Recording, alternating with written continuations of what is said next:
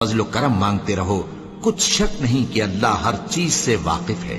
और जो माल माँ बाप और रिश्तेदार छोड़ मरे तो हकदारों में तकसीम कर दो कि हमने हर एक के हकदार मुकर्रर कर दिए हैं। और जिन लोगों से तुम अहद कर चुके हो उनको भी उनका हिस्सा दो। बेशक अल्लाह हर चीज पर निगरां है। मर्द औरतों पर हाकिम है, इसलिए कि अल्लाह ने बास को बास से अफजल बनाया है, और इसलिए भी कि मर्द अपना माल खर्च करते हैं।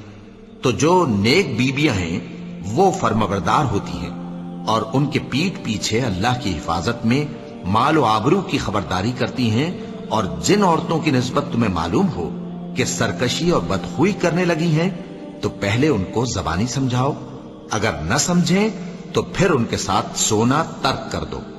अगर उस पर भी बाज ना आए तो जदोकोब करो। फिर अगर तुम्हारा कहना मान लें तो फिर उनको ईजा देने का कोई बहाना मत ढूंढो।